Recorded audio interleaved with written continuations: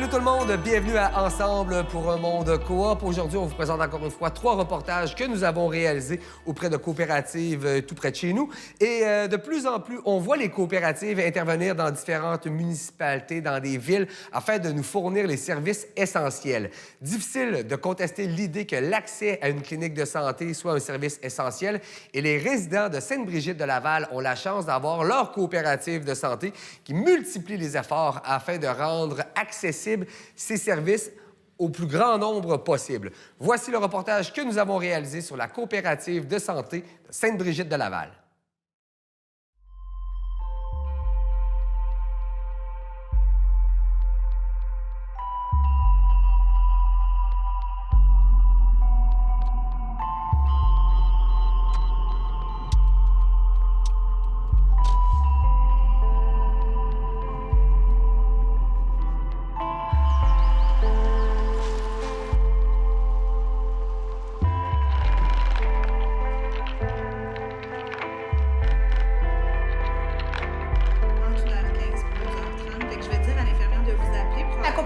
C'est un centre de santé multiservice de proximité. Donc, notre souhait, c'était de réunir un plus grand nombre de professionnels de la santé pour tous les services qui touchent la santé physique, mais aussi la santé psychologique, le développement social et personnel des personnes. En fait, il y a des citoyens qui avaient lancé l'idée, pourquoi ne pas avoir un centre de santé à Sainte-Brigitte? La population a doublé dans les 8 dernières années et ça s'est ramassé en assemblée citoyenne. On est allé consulter les gens pour voir est-ce que vous aimeriez avoir un centre de santé? Est-ce que la coopérative, vous pensez que c'est un modèle qui pourrait répondre à nos besoins? Et les gens ont vraiment répondu facilement à l'appel avec beaucoup d'engouement. Donc, suite à ça, il y a un noyau qui s'est formé de citoyens engagés pour développer l'idée et la mener à terme. Donc, on a ouvert nos portes en janvier dernier, alors que ça allait faire tout près de 2 ans que le projet se travaillait par lui-même. Ici, on a 4 statuts de membres pour la coopérative. Donc, il y a les membres producteurs, qui sont vraiment les professionnels qui viennent offrir des services au sein de nos locaux. Il y a les membres travailleurs. On a les membres de soutien, qui sont n'importe quelle entreprise, n'importe quel organisme communautaire qui a envie tout simplement d'être membre pour soutenir la cause. Et il y a les membres consommateurs, qui sont bien sûr les gens qui viennent utiliser les services ici de la coopérative. Par contre, on n'a pas besoin d'être membre nécessairement pour recevoir les services. Donc, les services sont ouverts à tout le monde, qu'on soit membre ou non. On essaie, par exemple, de gâter nos membres consommateurs parce que c'est grâce à eux qu'on existe. Le soleil frappe les mains. Si tu aimes le soleil, on est tous des gens engagés qui font du bénévolat. On provient de tous les horizons. Moi, je suis intervenante sociale de formation. J'ai travaillé beaucoup avec les jeunes en difficulté de Beauport et de Sainte-Brigitte. Et j'ai été à même de constater qu'il y avait des besoins non répondus. Et il y avait très peu de ressources sur le territoire pour s'en occuper. Donc, moi, c'est venu de cette réalité-là professionnelle et de l'amour de mon milieu que j'ai décidé de m'impliquer. D'autres, les infirmières me racontaient, bien, elles sont résidentes du milieu. Donc, vraiment, on a eu à consulter nous-mêmes, en tant que jeunes parents, des professionnels de la santé. On doit faire beaucoup de routes pour aller chercher des services. Il y a peu de services sur le territoire. On court partout, c'est stressant. Donc, s'offrir un centre à côté de la maison, c'était pour nous un souhait viable et essentiel pour notre communauté.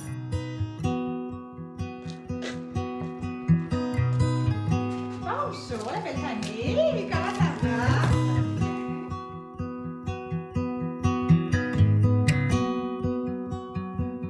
Le volet médical qui est assumé par les infirmières, donc tout ce qui touche les consultations, la vaccination, les prises de sang, les prélèvements, des questions santé, des angoisses, on peut en tout temps venir rencontrer une infirmière sur demande, bien sûr, sur rendez-vous. Il y a aussi tous les volets de services de santé complémentaires, donc si on parle de la physiothérapie, de la massothérapie, de l'orthophonie, de l'orthopédagogie, donc tous les professionnels peuvent travailler en collaboration et en concertation. Yeah! Parfait! Ce qui nous a amené à travailler à la coopérative, c'est surtout le côté multidisciplinaire. Donc, on peut travailler en équipe avec d'autres professionnels. Donc, parfois, on peut avoir une personne qui a différents problèmes. Donc, on va avoir besoin aussi de soit l'infirmière, la massothérapeute, l'orthophoniste dans le cas parfois des enfants. Donc, c'est intéressant d'avoir tout sous le même toit. Qu'est-ce que ça dit, ça? Ça va? Ça va très bien. Là, on pousse un peu. Est-ce que ça tire beaucoup dans votre mollet? Ça tire un peu, mais j'en fais déjà des exercices. Nous, on ouvre dès 6h, 6h30 le matin les prélèvements sanguins. Donc, les travailleurs n'ont pas à prendre congé dans la journée, à aller perdre 4 ans de leur temps à la clinique pour passer un examen très simple qu'on peut offrir ici au centre. Donc, on s'adapte à la réalité familiale des gens, à la conciliation travail-famille, car être parent en 2017, c'est essoufflant. Donc, si on peut réduire le stress des familles en offrant beaucoup de services, des services adaptés à côté de la maison, bien, pour nous, ça aussi, c'est faire de la prévention en santé. On a des services dans nos locaux ici, mais aussi sur place. Donc, quelqu'un qui veut nous recevoir dans son organisme, dans sa garderie, à l'école, dans son entreprise, c'est avec joie aussi qu'on déplace les ressources vers les gens.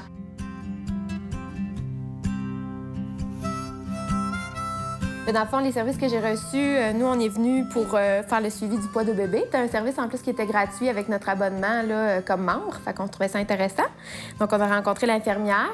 Ensuite, on a fait les massages pour bébé avec la massothérapeute. C'était vraiment intéressant. Je suis devenue membre parce que c'est intéressant d'avoir des services de proximité à Sainte-Brigitte-de-Laval, puisqu'on est un peu plus reculé là, de ce qui est central en ville. Donc, d'avoir des services proches, accessibles, puis aussi de qualité, qu'on peut avoir des fois un meilleur contact, plus humain. Pour moi, ça, c'était important, puis ça m'intéressait beaucoup. De voir qu'il y avait un besoin, puis que les gens sont contents, sont satisfaits, sont heureux, ils appellent, ils ont rendez-vous le lendemain, bien, ça nous met un sourire d'en face.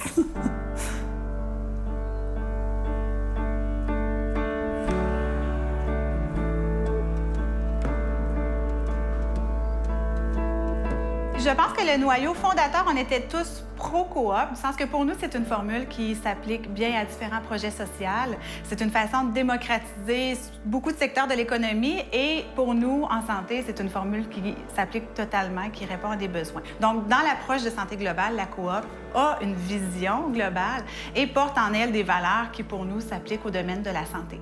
Qui de mieux que soi-même pour savoir qu'est-ce qu'on a besoin en matière de santé? Et la coop va assumer également une bonne partie de ses activités en éducation, prévention, promotion de la santé, ce qui se fait peut-être pas assez là, dans le réseau public actuel ou dans le réseau actuel. C'est un modèle reconnu par l'Organisation mondiale de la santé, le modèle coop en santé. Donc, pour nous, ça faisait partie de notre étude de besoins de marché de voir que la formule coop était adaptée pour le type de projet et de service qu'on voulait offrir ici à la communauté. C'est un domaine qui coûte relativement cher aussi. Hein, l'achat de matériel, c'est pas donné. Donc, la formule coop avec la cotisation, la carte de membre, faisait en sorte de pouvoir acquérir une mise de fonds aussi pour pouvoir démarrer l'initiative. Pour nous, la coop, c'était vraiment un moteur de développement de projet pour le mener à terme et ça correspondait à la philosophie du noyau fondateur là, et de la population qui était très, très réceptive aussi à ce type de modèle.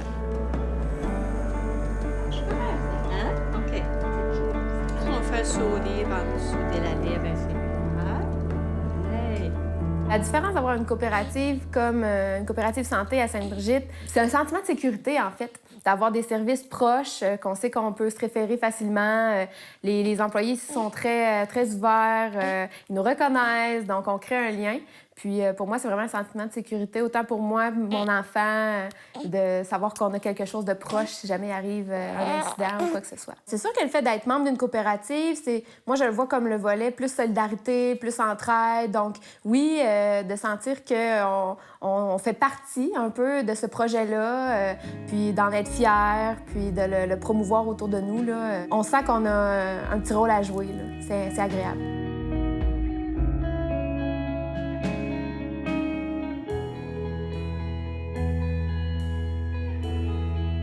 En fait, on a tous nos raisons de s'être impliqués sur ce projet-là au départ. Moi, ce qui me charmait, c'est qu'on est vraiment tous les âges, tous les horizons, tous les statuts sociaux. On provient de tous les milieux et on s'est réunis ensemble pour former un tout équilibré, complémentaire qui fonctionne. On a développé des amitiés à travers ça aussi qui sont vraiment importantes. Donc, c'est un plaisir de travailler. On le voit même plus comme un travail. Moi, les gens avec qui je travaille, les bénévoles, les membres du CA, les professionnels, ils m'émeuvent. Je les trouve extraordinaires de donner leur temps, leur énergie à une cause comme celle-là, puis surtout de faire les choses différemment dans un contexte où on prône davantage les super cliniques, les institutions beaucoup plus grandes que la nôtre. Mais nous, on croit à la médecine de proximité où les gens se connaissent, ça crée des liens, ça crée un réseau social. C'est comme ça qu'on agit en prévention. Quand on connaît notre monde, on sait quand quelqu'un va bien, quand quelqu'un va pas bien. On voit les problèmes arriver avant même qu'ils se déclenchent. Et un centre de proximité comme celui-là permet ça. Et pour moi, c'est ça la santé.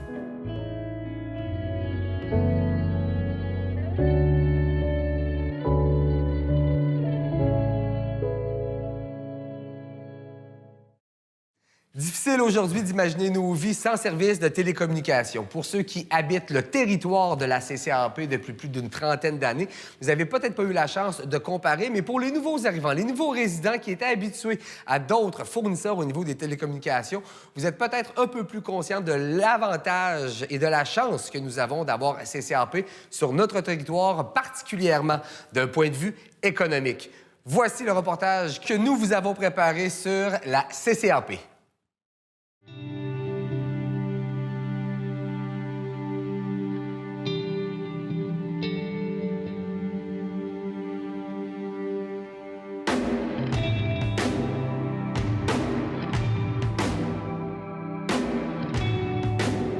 La CCAP, en fait, c'est une coopérative, comme son nom l'indique, qui a été fondée en 1984 suite à un besoin commun des gens de la communauté de pouvoir obtenir les services de télédistribution. C'est surtout une coopérative impliquée dans son milieu. C'est surtout basé sur une équipe formidable. Son domaine, c'est les télécommunications, donc services de câble, Internet, téléphonie cellulaire aussi.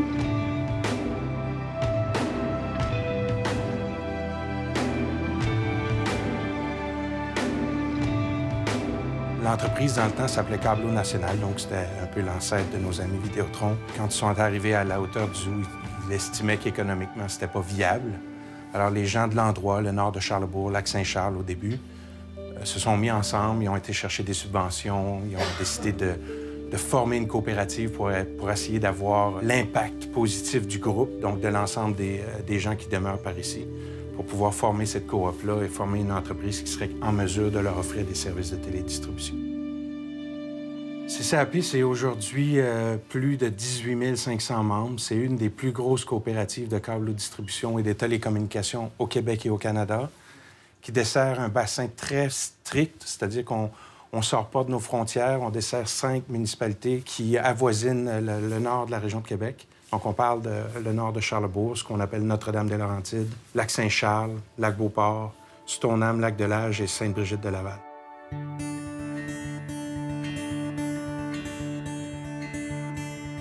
Le secret du succès de la CCAP repose vraiment sur l'équipe qui est en place.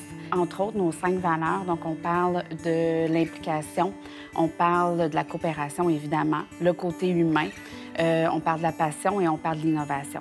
Ces valeurs-là, on peut les avoir en 2 formes. Donc, c'est-à-dire, c'est le côté humain, c'est le côté implication dans le milieu, évidemment, mais c'est le côté humain à l'intérieur de l'entreprise aussi. Donc, la relation que le gestionnaire va avoir avec son employé, mais d'employé à employé, d'employé à client, d'employé aussi avec les partenaires, les collaborateurs. Donc, c'est des valeurs qu'on essaie de fondre partout là, dans nos pratiques.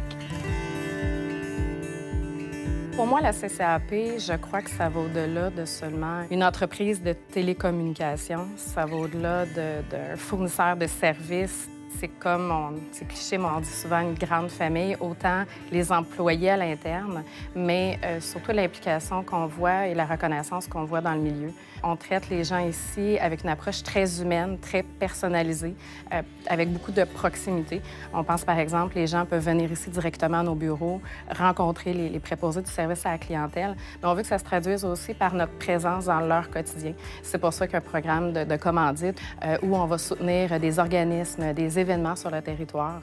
On va faire des dons monétaires ou par des cadeaux, soit par notre mascotte Câbleau, notre ami Câbleau, qu'on envoie dans plusieurs événements, soit par notre chaîne de télévision locale. Ça va au-delà de leur offrir un montant financier, c'est de leur dire qu'on les supporte, qu'on est là avec eux autres. Ça s'étend aussi à tout le volet partenariat ou collaboration qu'on développe avec les municipalités, avec les organismes locaux, avec les regroupements des gens d'affaires et même avec la MRC. Donc, on est vraiment implanté dans le milieu. On est rendu un incontournable, je crois, et on s'efforce aussi d'entretenir ces liens-là.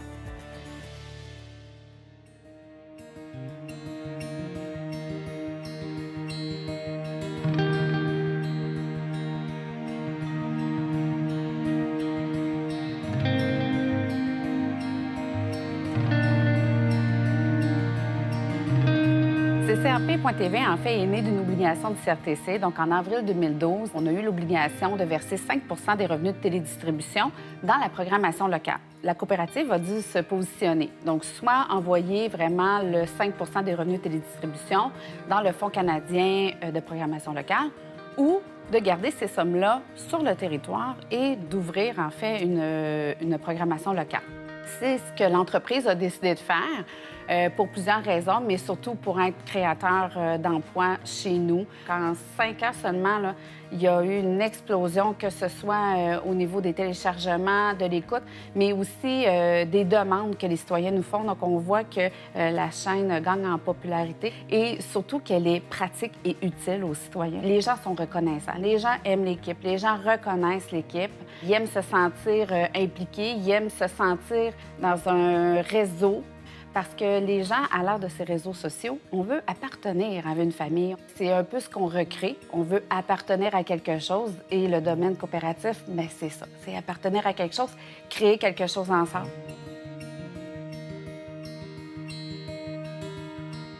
Les plus grosses décisions financières sont prises par le conseil d'administration, qui représente l'ensemble des citoyens et citoyennes qui sont membres chez nous. Donc, il n'y a aucune décision qui est prise à la légère. Tout est réfléchi, pensé par les membres, pour les membres. Donc, je pense que ça, c'est un peu la recette du succès. Le rôle principal du conseil d'administration, c'est d'assurer la pérennité de l'entreprise, de s'assurer que la vision de l'entreprise soit respectée autant par le directeur général que par les directeurs des départements. Mon père était membre du CA depuis plus de 30 ans.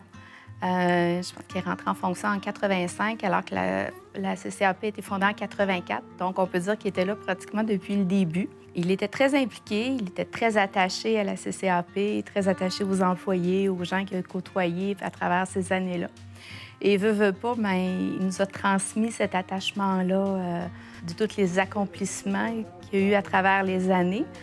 Le CA, à l'époque, a eu à gérer la croissance pratiquement fulgurante de l'entreprise. Aujourd'hui, on a des nouveaux défis un peu différents.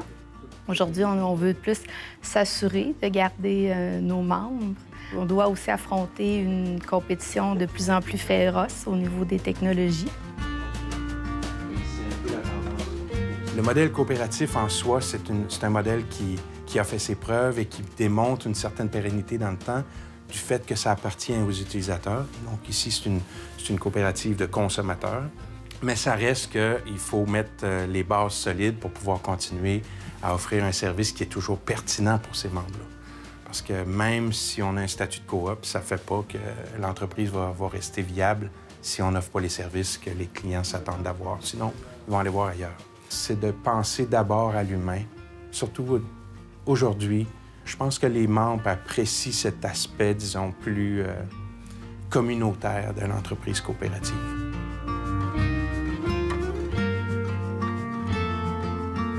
Je pense que c'est un peu ça le secret, parce qu'on crée un milieu de vie, on crée une appartenance qui est très forte. Donc, c'est sûr qu'on a le goût d'en donner plus. C'est quelque chose qu'on leur propose, c'est pas imposé. Les membres ont le choix d'être avec nous ou avec toute autre entreprise. S'ils demeurent avec nous, je crois que c'est parce qu'ils adhèrent à ça, qu'il y a un sentiment d'appartenance avec ça, qu'ils se reconnaissent à quelque part là-dedans.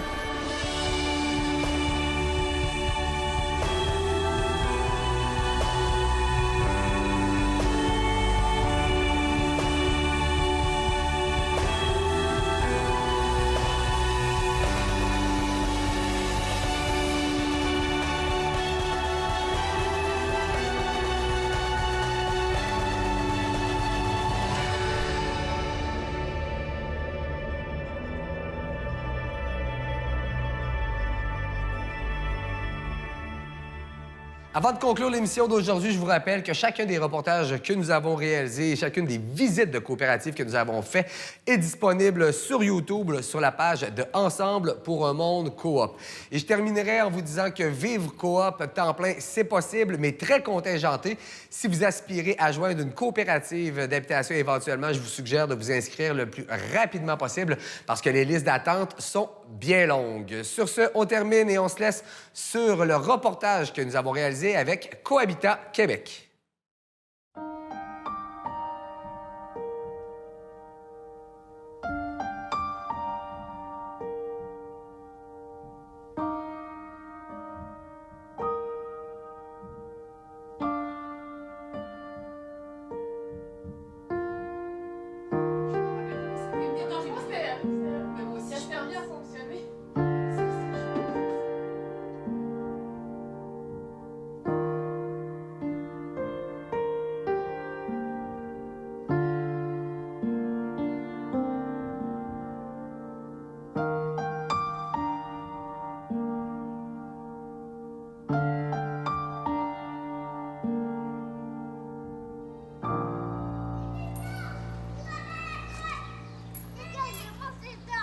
Bien, Cohabitat Québec, avant tout, c'est comme un petit village urbain, là. C'est une communauté de voisins qui ont choisi de vivre ensemble. Il y a une intention en arrière, l'intention du vivre ensemble, de partager des espaces communs, de partager des valeurs, un mode de vie. Concrètement, on a chacun nos unités d'habitation individuelles.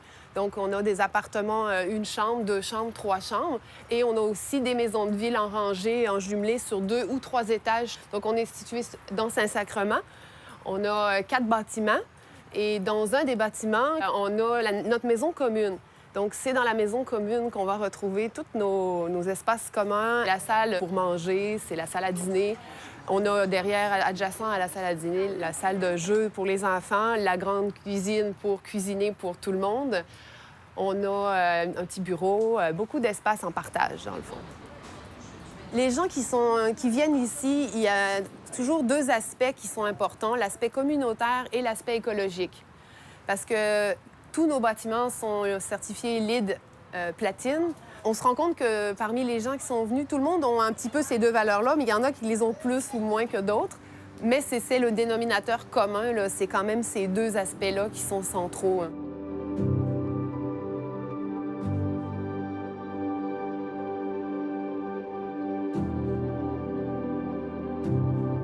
L'idée de départ, là, elle vient vraiment de Michel Desgagnés, qui, à l'époque, en 2003, avec sa conjointe Valérie, se sont organisés, dans le fond, un tour de tous les éco-villages et les éco-communautés ou les communautés intentionnelles d'Amérique du Nord. Il a vraiment analysé, là, lui, par rapport à ses besoins de vie, c'est quel type de modèle qui lui conviendrait.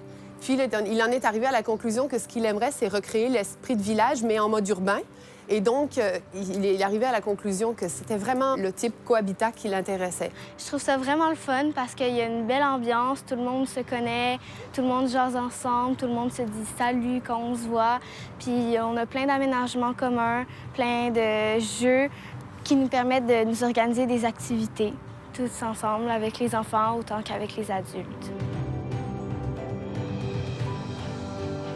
Moi, ce qui m'a surtout intéressé là-dedans, c'était la possibilité de rencontrer d'autres personnes qui étaient plus jeunes que moi. Quand on prend notre retraite, vraiment, on se retire du monde. Moi, la grande chance que j'ai eue ici, c'est de me faire des amis qui avaient 20 ans de moins que moi. Ça, je pense que pour moi, personnellement, c'est la chose la plus importante que Cohabitat m'a apportée.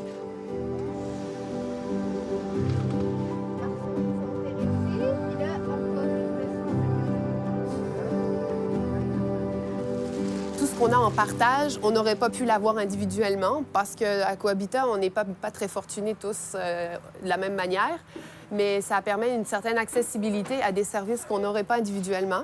Mais aussi, c'est se rendre des services collectivement. Par exemple, tous les matins, les enfants du primaire, ils se donnent rendez-vous ici même, tous les matins à 8h moins quart, puis c'est seulement 2 parents qui emmènent tous les enfants à pied à l'école. C'est des choses comme ça qu'on met en place. Puis l'idée, c'est connaître nos voisins. Nos voisins, il faut faire attention, c'est pas nos meilleurs amis, là. Mais, par contre, nos voisins, on a une totale confiance en eux. Donc, c'est sûr que Cohabitat, c'est un peu une 2e famille pour moi. Mes enfants, ils grandissent dans un milieu sécuritaire. Ils ont une grande cour pour jouer, des amis pour jouer dans la cour. Toutes les unités ont une vue sur la cour centrale, autant que possible. Le module de jeu des enfants également qui est dans la cour centrale. Donc, ça fait en sorte que c'est un lieu de croisement. On a aussi installé toutes les boîtes aux lettres au même endroit, ce qui fait que les boîtes aux lettres sont dans un endroit agréable, à la maison commune, près du vestiaire et de la salle à dîner et du coin café, ce qui fait qu'on peut, en allant chercher notre courrier, croiser d'autres voisins. C'est une façon de forcer les rencontres pour s'assurer que les voisins vont se croiser et créer des occasions supplémentaires par le design du site. Moi, je n'ai pas de voiture. Alors, quand je veux avoir une voiture, je fais circuler sur notre intranet un petit message. Est-ce que quelqu'un a une voiture qui pourrait me prêter pour une couple d'heures, etc. Et souvent, j'ai des réponses. Cette mise en commun à la fois des services, des intérêts, mais aussi des biens matériels, voilà quelque chose qui, ici, fait partie des valeurs de partage et d'entraide de Cohabitat. Et ça, tout le monde en bénéficie. On sait très bien que donner, c'est aussi intéressant que recevoir, bien évidemment.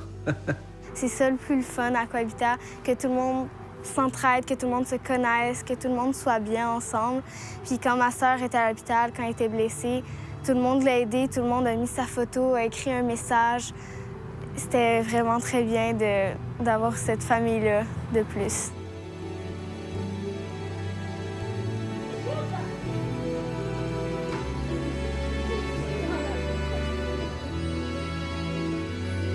Pourquoi on est une coopérative? Bon, d'abord parce qu'on a quand même beaucoup de valeurs avec le mouvement coopératif qui sont communes, mais aussi, à la base, ça a été vraiment un choix stratégique pour le financement, pour faciliter l'obtention du prêt à la Caisse d'économie solidaire.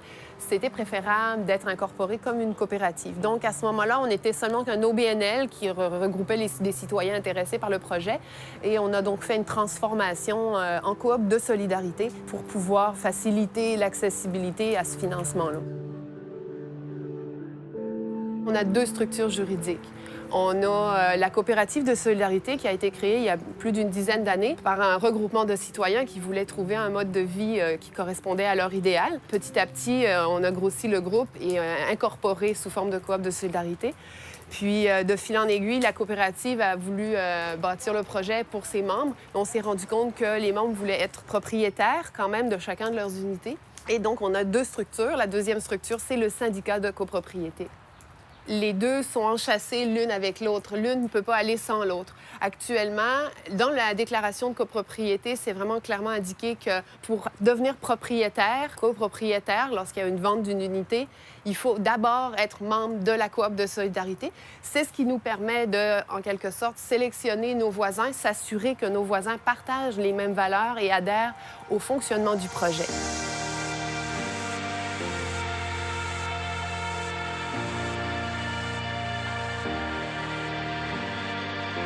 Quand je serais plus grande, je serais vraiment triste comme de quitter Cohabitat parce que j'ai plein d'amis ici. On peut tout le temps se voir, on peut tout le temps jouer ensemble.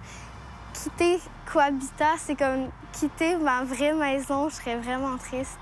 Moi, personnellement, je n'irai pas vivre ailleurs. C'est vraiment, pour moi, j'ai trouvé vraiment le mode de vie qui me convient. C'est sûr que c'est une immense fierté parce que je suis là depuis les débuts. Et puis là, aujourd'hui, de pouvoir dire, ben oui, là, c'est vrai, là, j'ai tout ce monde-là autour de moi, là, puis c'est concret, puis non, je suis vraiment pas déçue. Donc pour moi, ça vaut de l'or, là. Puis c'est prouvé que vieillir en cohabitat, on vieillit plus longtemps et mieux et plus vieux.